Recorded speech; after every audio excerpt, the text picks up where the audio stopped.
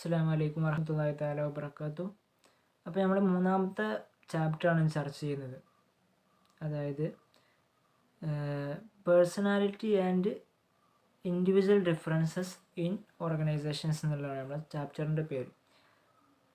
അപ്പോൾ ഇതിൽ പ്രധാനമായിട്ടും എന്താണ് പേഴ്സണാലിറ്റി എന്നുള്ളതാണ് ആദ്യം ചർച്ച ചെയ്യുന്നത്. അതായത് ഒരാളായി മാറ്റുന്നത് എന്തൊക്കെയാണ് പ്രധാനപ്പെട്ട കാര്യങ്ങളായിട്ട് അതിൽ പറയുന്നത്. ഒന്ന് തോട്ട്സാണ്. എല്ലാവർക്കും വ്യത്യസ്ത ചിന്താഗതികളാണ് ഉണ്ടാവുക. അപ്പോൾ തോട്ട്സ് എന്നുള്ളത് ഒരാളുടെ പേഴ്സണാലിറ്റി പ്രധാനമായും അളക്കുന്നൊരു സംഗതിയാണ്. പിന്നെ അതുപോലെ ഇമോഷൻസ്, വികാരങ്ങൾ. ഓരോരുത്തർക്കും വ്യത്യസ്ത ഇമോഷൻസ് ആയിരിക്കും ഉണ്ടാവുക. ഇതെല്ലാം പേഴ്സണാലിറ്റിയെ ബാധിക്കുന്ന, ഒരാളുടെ പേഴ്സണാലിറ്റിയെ മനസ്സിലാക്കാൻ സാധിക്കുന്ന കാര്യമാണ്. മൂന്നാമത്തെ ഒരു കാര്യമാണ് ബിഹേവിയർ, സ്വഭാവം. അപ്പോൾ ഈ മൂന്ന് ഘടകങ്ങളാണ് ഓരോരുത്തരായിട്ട് വേർതിരിക്കുന്ന, അവരുടെ പേഴ്സണാലിറ്റി അളക്കുന്ന കാര്യങ്ങളായിട്ട് പറയാറ്.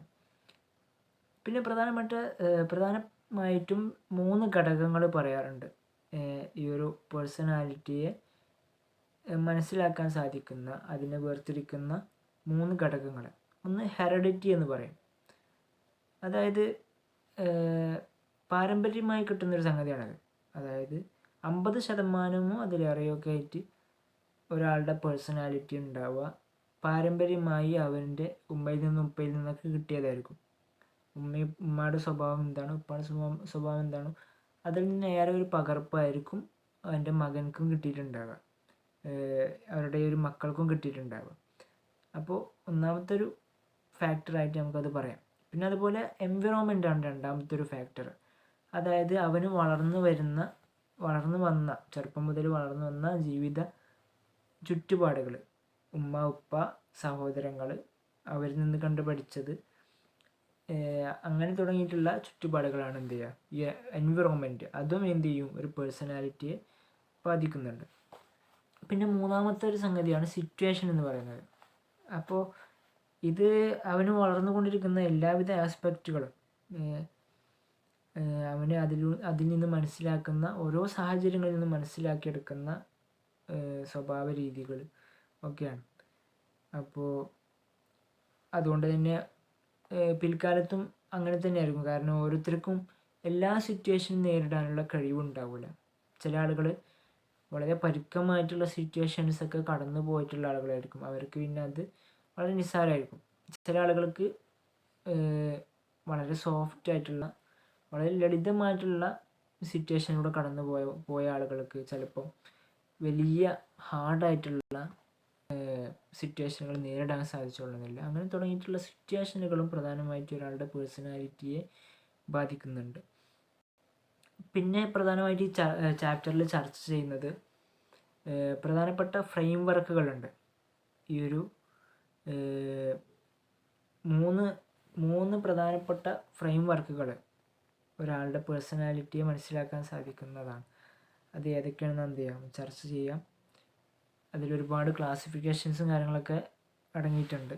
അപ്പോൾ അതിൽ ഒന്നാമത്തെ ഫ്രെയിം വർക്കാണ്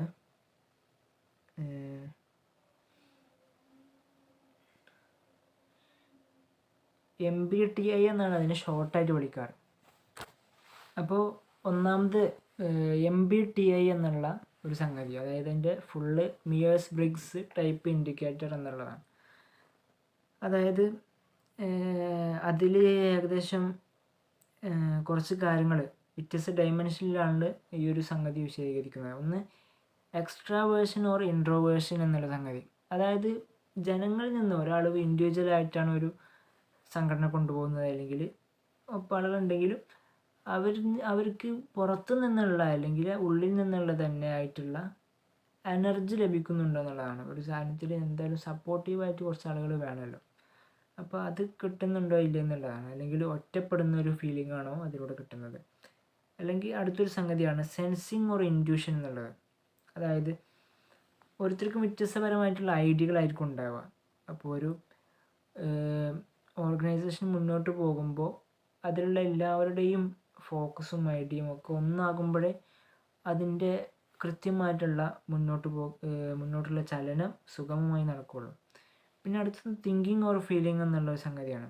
അതായത് ഓരോരുത്തരും ചിന്തിക്കുന്ന കാര്യങ്ങൾ, തിരഞ്ഞെടുക്കുന്ന നിലപാടുകൾ, ഇതൊക്കെ എന്ത് ചെയ്യുന്നുണ്ട്, ഈ ഒരു ഓർഗനൈസേഷനെ ബാധിക്കുന്നുണ്ട്. അപ്പോൾ ഇതൊക്കെ സംഗതി ഓരോരുത്തർ പേഴ്സണാലിറ്റിയെ മനസ്സിലാക്കാനുള്ള ഒരു ഫ്രെയിം വർക്കാണെങ്കിലും ഒപ്പം അത് ഈ ഒരു ഓർഗനൈസേഷനെ സ്വാഭാവികമായിട്ടും എന്ത് ചെയ്യുന്നുണ്ട്, ഇൻഫ്ലുവൻസ് ചെയ്യുന്നുണ്ട്. പിന്നെ അതുപോലെ ജഡ്ജിങ് ഓർ പെർസീവിങ് എന്നുള്ള ഒരു സംഗതി, ഇതൊക്കെ ഈ പറഞ്ഞ കാര്യങ്ങളൊക്കെ ഈ ഒരു MBTI എന്നുള്ള ഒന്നാമത്തെ ഫ്രെയിം വർക്കിന് കീഴിലുള്ളതാണ്.